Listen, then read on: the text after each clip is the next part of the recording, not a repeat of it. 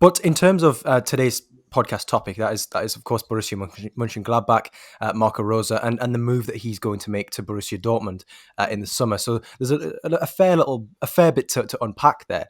But I put the plan to you, and we discussed it, and sort of we decided that we'd do sort of a little brief summary to begin with. And I think because of the the amount of content that we will have to get through and sort of permutations and whatnot, it'll probably be best to sort of gloss over this. But for anybody who wasn't aware, Borussia Mönchengladbach, their heyday was in the 1970s. They won a flurry of European titles. They got to a number of finals. But then over the last 5 years or so, they had Andre Schubert at the helm as the manager. They finished fourth in 2016. Then Dieter Hecking took over, back-to-back ninth place finishes, and then a fifth place finish in 2019 before Marco Rose took over. Whereas with Borussia Dortmund, they obviously had Thomas Tuchel between July 2015 and May 2017, a second place and a third place finish there. Then they went through a little bit of managerial turmoil with Peter Bosz and Peter Stoger in 2017 and 18. And then Lucien Favre took over, oversaw back-to-back second place finishes behind Bayern Munich, of course, but there was just that festering discontent there that there wasn't really enough going on in the way of the Borussia Dortmund way. So I think Jasmine, if you'd like to sort of do the summary of Marco Rosa's time, because I think his route to top level football management has been an interesting one. Quite a few subplots and quite a few interesting characters that he's come across along the way. Yeah, I mean, him as Salzburg manager, well, under 18s, that's where he came after Leipzig, not the RB Leipzig, but the smaller Leipzig team. Um, he's done really well, basically won the Youth League, the UEFA Youth League, as well as the Austrian under 18 league. So he did the double. And it was a real surprise for that team. I mean, we know what Red Bull as a kind of farm, sister club, everything that they can do. And they've just done an amazing job. I know I sound a bit propagandary here, but the way that they've set up this kind of farming system is pretty amazing and really started to get on the map at around that time, I would say. So he won the double in his first season, and around I think that year he then got promoted to Red Bull Salzburg manager, which was quite a surprise because everyone in the running thought the assistant coach, I can't remember the name, I forgot to write it down, but there was an assistant coach at the time that everyone was expecting to go up. His time at Red Bull Salzburg manager was really quite unbelievable when you think about his unbeaten at home record throughout the 2 years he was there. He did an amazing job because he got the Bundesliga title and also went through to the Europa League semis in his first year, beating his now new club, Borussia Dortmund, on the route. But also, things that get glossed over during his first year, especially, is that he took a while to get going. I think it wasn't until the 15th match week in that year that until they actually took first place lead, which for Red Bull Salzburg in the Austrian Bundesliga was actually quite a shock, and it was quite slow. They've had some dominance over that league for some time, so he has shown that he still has some flaws even from his Salzburg tenure that we can't really gloss over. In Salzburg, he also didn't qualify for the Champions League in his 2 years there. The first manager to do that after that was Jesse Marsch. But obviously, after his 2 years, two Austrian Bundesliga titles, he got the Borussia Mönchengladbach job, where it's been quite a wild ride. The first season he was there after Dieter Hecking was a really interesting one because they led the table in the Bundesliga after a few weeks, and they wouldn't just let it up. And I think they were, compared to Dieter Hecking's Gladbach, they were more intensive. They brought in reinforcements in Stefan Leiner and Marcus Thuram. It was something that worked to his style really, really well, or what is supposedly his style. Um, and they made the Champions League. Now, their form after the COVID suspension wasn't the best. They lost Dennis Zakaria for a good 9 months. He didn't come back until November, just gone. So they didn't have their squad to what they normally like. This season has been completely different. There was a slight overperformance from them from the year before. There's obviously COVID, a tired out squad from Champions League, and it seems like none of Rose's past managerial qualities, tactically or man management, hasn't seemed to work. And with the announcement of him going to Dortmund, completely cut that man management aspect to the Gladbach falling through the table that we see at the present moment, which is quite bad for them in terms of being so good and getting Europe 2 years in a row to not having any Europe is still a blow, no matter what.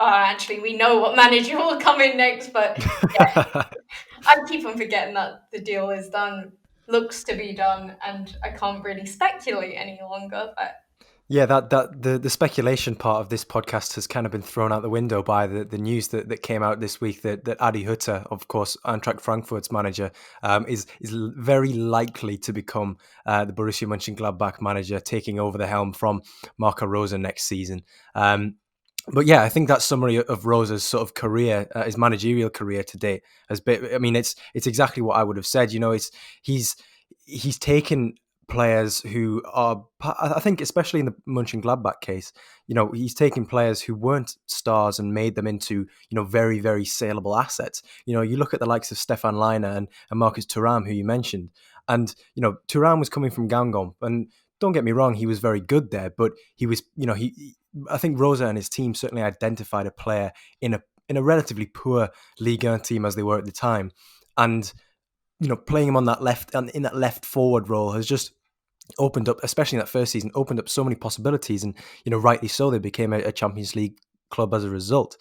And obviously, with Stefan Leiner, even the likes of Hannes Wolf, you know, he brought them to Gladbach from different clubs because he'd worked with them both at Salzburg.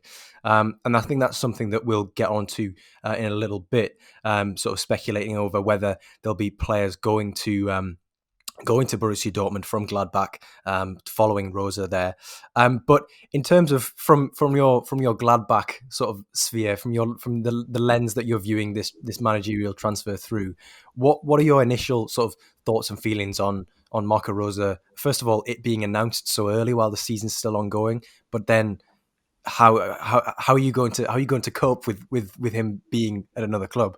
I think he was specifically good for Gladbach, and I think everything was suited there. I think everyone really believed in Rose's Gladbach. Now, I am a fan of him. I'm a fan of him being Gladbach manager, but I'm not gonna put on green, white, and black glasses and tell you he's the best manager to ever come to Gladbach. I think there are certain flaws of his game. I think, especially, I wrote a piece this season where we still describe Gladbach as a high intensity team, and that's not really the truth at all. Even last season, even though they were better at it, you couldn't really class them as a high intensity team. People seem to have this idea that Rose is very counter-attacking, high intensity, but it's suited at Red Bull Salzburg because of the players that they had. I think the players that they had there were just basically Mönchengladbach's team, but on performance enhancing drugs to fit that to fit that like kind of style. There was no way he couldn't be that. And when he came into Gladbach, when he brought Liner into Rome, that was two people to really push that kind of tactic, and it hasn't really come off. I mean, they're still in most in most KPIs of being that sort of team, they're under league average.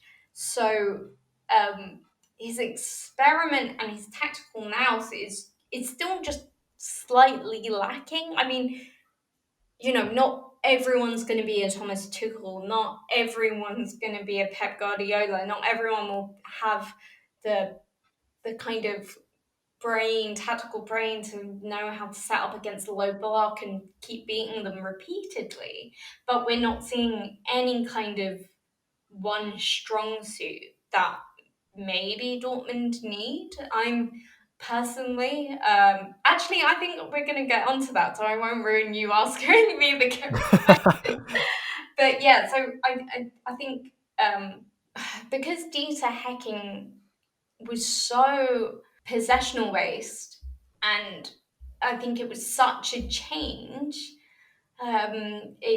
Rose might have struggled a bit to really put his stamp on, if he had a stamp. I think one of his best qualities is his man management, which is why when the Dortmund news was broke out, that it tumbled quite fastly. But I think this is what worries me. Does Gladbach need to go more to what they were under Dieter Hecking, where they were quite solid, or do they need to go even more counter-attacking? And their players, who will remain, and what kind of structure will they fit? Yeah, essentially, from what I've gathered from watching little bits and pieces of Gladbach, I mean, particularly in Europe, is that they're a team who play aggressively. Obviously, those wide forwards that I mentioned, players like Florian Neuhaus, who are have the ability to pick locks essentially and break teams down with real creative quality. But I think one of the things that myself, sort of being based in the UK and not watching a Marco Rosa team every week, is that the things that we read are that that there is this perceived tactics and perceived style that you've obviously just touched on there. Would you say that that's been a particular draw for the Dortmund hierarchy? That they've identified Rosa as a potential manager that they think is somebody who might align more closely with what they want on the pitch, because obviously that was one of the reasons that Lucien Favre left, was that it was perceived that he wasn't getting the best out of the fantastic young players that they've got there at Dortmund. Is Marco Rosa the man to I mean, it's a very macro question, but is Marco Rosa the man to appease the Dortmund hierarchy purely by playing, I don't know, maybe more attractive football? Oh, probably not. I get criticized for coming off a bit too pessimistic, but I only feel that I say what the truth is, and I think especially Rose's Gladbach. I think Rose's Gladbach in general hasn't been great in possession. They struggled to find solutions in possession. They, like, in all of their kind of games this season, they've done better where they haven't had the ball and have tried to attack from suddenly recovering a second ball or something. So it depends on really what Dortmund want, which, to be honest, they've had a massive um, Klopp-shaped hole, like chip on their shoulder even, and since then they've seemed to struggle of knowing what they want. Like they probably had, I mean, they had Thomas Tuchel, the only manager who has won something under Dortmund since Klopp left, and they couldn't stick with him because he wasn't, we all know what Tuchel is like with senior members of the board. He can be quite hard to work with, but he's one of the best managers out there, especially tactically. And, it happened with Peter Bosch because the Peter Bosch experiment didn't work, the Lucien Favre thing didn't work, and wouldn't I wouldn't say Rose is better or worse than Lucien Favre. So I think it's more to do with the actual character and the charismatic side of Marco Rosa. But what's interesting about that, if you're going for the more man management and charismatic side of it, is that they still want to keep Edin Terzić about, and that's going to make things quite awkward because Edin Terzić gets along with all the club, the board, the players, and you don't see that a lot, especially during like across the Dortmund players. There's almost a spat every other month. So if they have got him for his man management, but they all kind of go to Terzić more, is that going to become a problem when things start to go wrong? Because inevitably they will. You're not always going to go Yeah, through a good patch, unless you're, again, no, even the best managers go through bad phases. It's how you get out of them. And I don't see how that kind of relationship is going to work at Dortmund. potentially some clashing personalities then, which I think, I mean, show me a football club which thrives when there are clashing personalities. I mean, I don't think there are too many that do.